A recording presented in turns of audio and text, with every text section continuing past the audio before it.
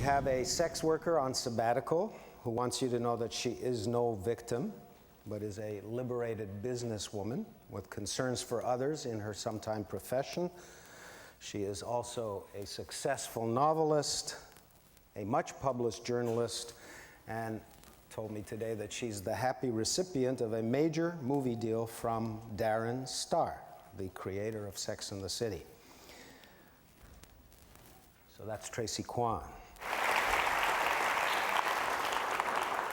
Tracy, there you are.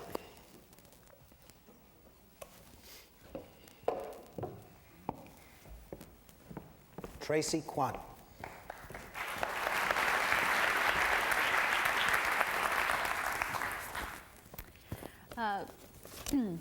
Last year I published my first novel. It's about a girl from Ottawa who runs away from home to become a prostitute in New York. And one sec. There have been rumors about the autobiographical content, which I will get into a little bit later. Publishing this book was really traumatic for me in some ways. The writing of it was not traumatic, but the moment when the manuscript became a bound book and then hit the airwaves, this was traumatic for me in ways that prostitution has never been.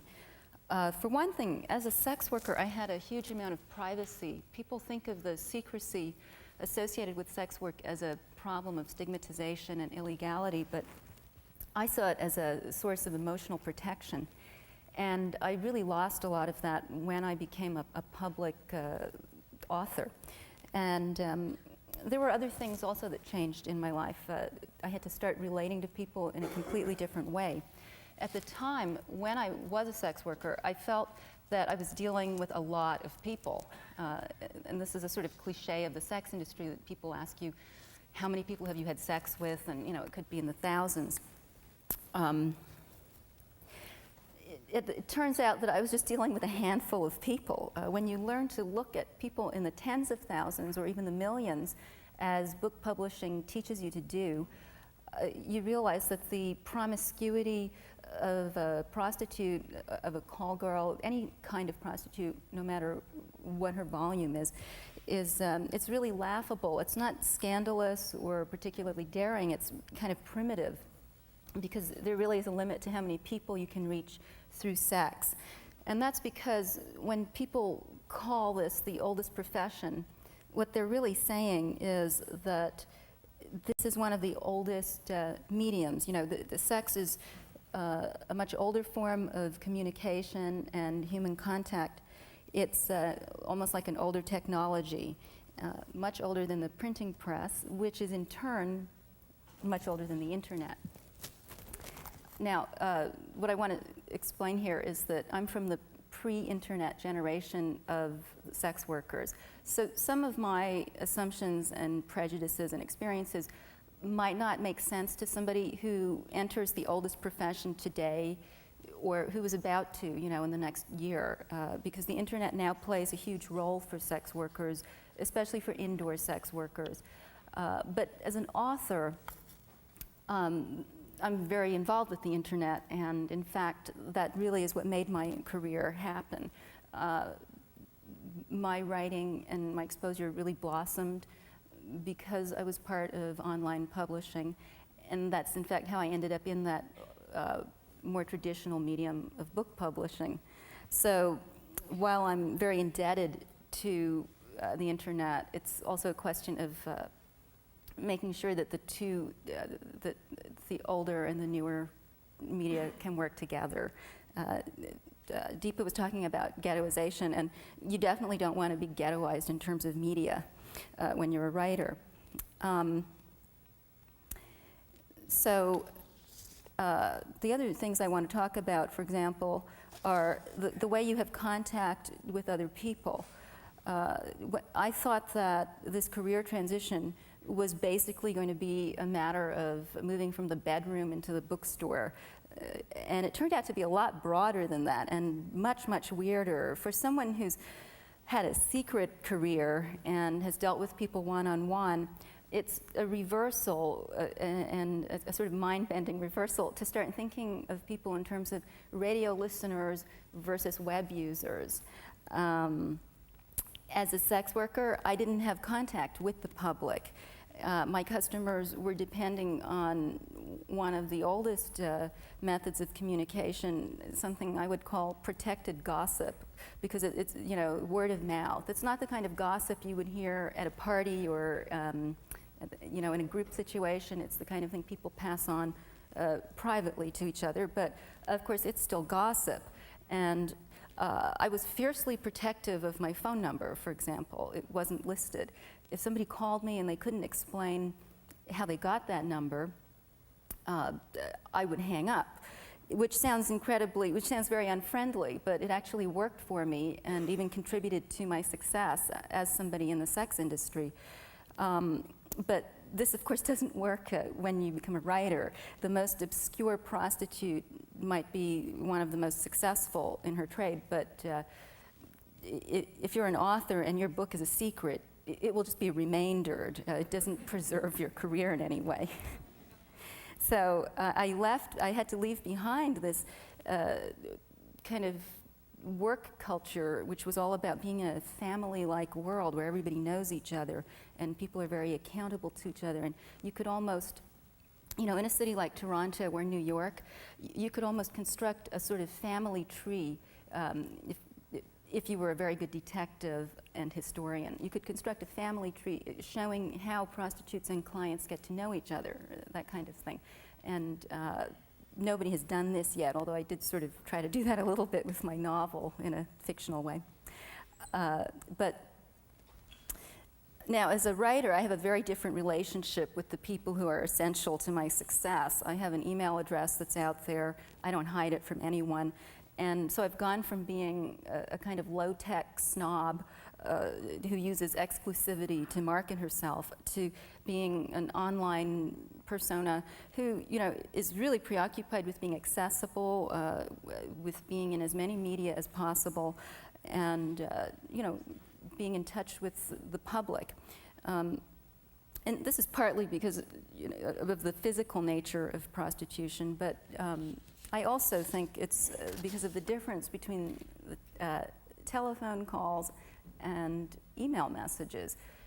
It would, in fact, be kind of frightening to be in touch with so many people through telephony, but because of email and because each medium or method of communication has a kind of etiquette and an emotional sort of structure, this really works for me. When you're accustomed to the pace of sex and to getting instant feedback, as prostitutes are, it's kind of distressing to wait 6 weeks to hear back from your editor and to find out whether what you did was actually any good. When you're accustomed to touching people on a daily basis, it's very alienating to never speak to your readers, which was really kind of the traditional situation of many authors who might get letters from readers, but we know that people do not write letters to strangers with the same frequency or energy, with the same kind of warmth that they might write emails.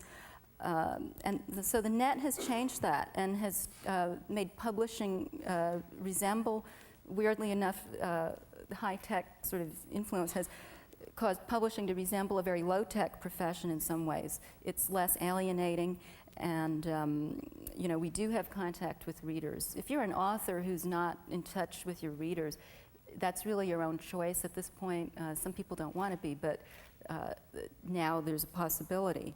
And while editors still do not provide instant feedback, the readers certainly do. Now, there is a downside to this. There are two things. I get email from women wanting to enter the sex industry and looking for my advice, and I never know how to answer that. I always feel like saying, look, if you were supposed to be in this industry, you wouldn't be writing to a complete stranger to find out how to get into it. I mean, your instincts would take you there more naturally, is how I feel. The other thing that happens is that I do get some hate mail. In fact, I can tell when things are heating up on a particular Usenet group. because I will get something like 5 emails or 6 emails a day from males berating me for being a prostitute of Asian descent. And these are guys, usually they've almost always been from USA email addresses, as far as I can figure out, not from Canada. From guys who identify as Asian American and who see me as some sort of traitor to my ethnic group. And of course, what I have to write back and explain to them is, first of all, that I have a right to have been a sex worker, and that contrary to what they think, there have been sex workers in every culture, including every Asian culture, before there was ever contact with the West, and which is part of their sort of beef with me. And the other thing is that while they see me as the property of their Asian American sort of clan, I'm actually a Caribbean American who just coincidentally happens to have some Asian ancestors. So the hate mail is a little frightening, but because of the sort of the vibe that you get from it. But it's also interesting, you know, to see what's going on inside people's heads. And I always hope that somebody who's that angry and motivated might actually be interested in reading what I've said.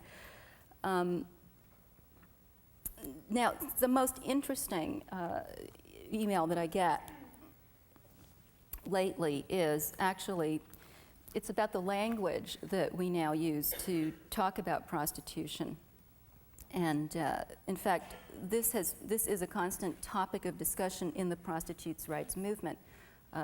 There's a lot of discussion in the movement about AIDS research, about how it's conducted, about safe sex education, obviously about laws, how the different laws are, how laws are being reformed or ramped up in different countries, things like that. But another thing that people get pretty obsessed about in the hookers movement is language. Which words are okay to use? Do you call somebody a prostitute, a hooker, a slut, a whore, a sex worker, or for that matter, a commercial sex worker, which is something I'll explain a little bit later. And so getting back to this question about autobiographical, people ask me, is the novel autobiographical? I have spent many years debating this question of terminology with my sex worker comrades in the movement, and this does play a small role in the novel. But I'm not sure that's what people mean when they ask me how much of the book is real. I think they're talking about something else. But almost from the very beginning of the sex workers movement, words have been a central issue. So in the mid-1970s, for example, a group of Marxist feminists began referring to us as prostitute women instead of prostitutes. In the 1980s, we started to hear the term prostituted women from a different group of activists. And these are very different terms, but they were both designed to generate sympathy for the prostitute by refusing to reduce the person to the job. And there's an implicit recognition that you want to try to do something about the fact that the job is frowned upon or worse, but I think it's a confusion. First of all, I'll explain something about this term prostitute women. The organizers who came up with this were seeking to humanize prostitutes, obviously, by feminizing this issue. They were also very influenced by the French prostitutes who went on strike in 1975. And these are the French hookers in the mid-70s occupied churches in many of the major cities of France, including Lyon and Paris, and really put the movement for prostitutes' rights on the map. So France was in fact the birthplace of the global prostitutes movement, even though there had been organizations in the United States earlier. And from the women in the church who had the support of the clergy and did not have the support of the feminist movement, the mainstream feminists in France at the time, referred to themselves as les femmes prostituées, instead of just using a more basic term, that one might use with one's colleagues, but in speaking to the public, they use this more kind of formal way of describing themselves. And so the English collective of prostitutes, which named itself after the French collective of prostitutes, was very inspired by that and chose to use some of that language in a translated form. Then you have the whole question of sisterhood. The idea was that you would be more inclusive and get women's support by emphasizing this aspect of prostitution. Unfortunately, this inclusive strategy tends to exclude a whole lot of prostitutes who are not women, who are men or transsexuals, and that issue didn't start to get that didn't get challenged until the late 80s, or in fact I would even say the early 90s. So that's one reason the language has changed in the movement. The organizers who speak of prostituted women, on the other hand, are talking about sort of the passivity, as they perceive it, of the prostitute.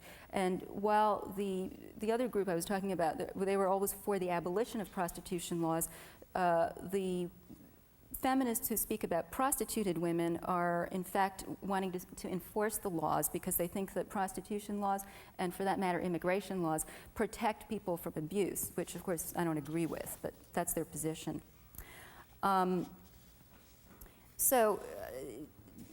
Moving to more controversial language, we've got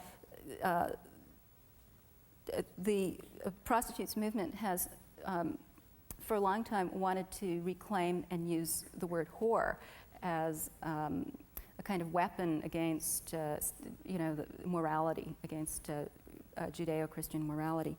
And so in 1985, the first World Whores Conference was held in Amsterdam, which is the seat of legalized prostitution. And I have to say that this has taken on, the term First World Whores Congress has taken on a new resonance, because now most of the innovative activism in our movement is in post-colonial countries. It's in India, in places like Taiwan, and in South Africa. And there's actually a lot of tension in the movement now about the concerns of prostitutes in the southern hemisphere, in the developing countries, versus the prejudices of European activists. And so there's a lot of concern about EC racism. And we definitely see a different kind of language being used in these countries. Words like whore and slut are not considered to be political weapons that people want. People are really looking to use more bureaucratic language. And that's how I think the term sex worker became more popular in the prostitutes movement. To the point where now, okay, when the New York Times uses it, we feel, when the New York Times refers to us as sex workers, we feel that we've come of age, even though, in fact, there's still quite a bit of disagreement about whether people even want to be called workers, because you have some prostitutes who see themselves as entrepreneurs rather than laborers. But you, at the same time, when the New York Times starts using your language, your political language that you're in rebellion against at certain moments, it's still considered to be a feather in our cap, because getting people to use such non-judgmental, unemotional language has not always been easy. I want to say that the network of sex work projects got into a big dispute with the World Bank and won, and got them to stop referring to us as commercial sex workers, which is a term that researchers use. And while this sounds like hair splitting, it's actually important, because it's about who decides what you're going to be called. And I don't have time to go into it too much. I want to finish by saying, I see the red light flashing. I want to say that when people ask me how much of the novel I've written is real, this is a very tricky question, because it was a tribute. I wrote it as a tribute to fictional prostitutes who have affected and influenced my life. And many of these fictional prostitutes have influenced our culture. So I feel like, in a way, what they're asking is how much of our culture is real. And two, I can think of our Susie Wong, who was a struggling bar prostitute in a novel by Richard Mason, which unfortunately is out of print in North America. The novel was The World of Susie Wong. And the other big influence in my novel is Belle de Jour, who's most known to us through Catherine Deneuve's performance in the movie. But that's a novel by Joseph Kessel. The first mythical prostitute for me, however, was Mary Magdalene, and this is not what it seems, because I grew up in a post-Catholic household, a very godless kind of environment, and my exposure to Mary Magdalene was not through the Bible. I actually learned about her through, listening to the concept album Jesus Christ Superstar, and what Lloyd Webber and Tim Rice did was they basically reinvented her as a commitment-phobic career woman. If you go back and listen to the solo, you'll see what I'm talking about. I guess I would just wrap this up by saying that you cannot really escape the most powerful myths of your culture just by opting out of religion. I feel that, or for that matter, out of literature, because there's always pop culture. And so what you will end up doing is receiving the myth and possibly living it, as I found that I did, in a more updated version, which means that you're opting back in, even though you're not buying into the origins of the myth. And when that happens, it may then become your job to update the myth again.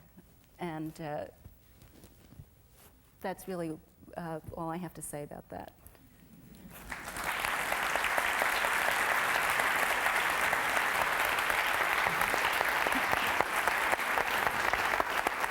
Thank you. Tracy. That's a very novel perspective.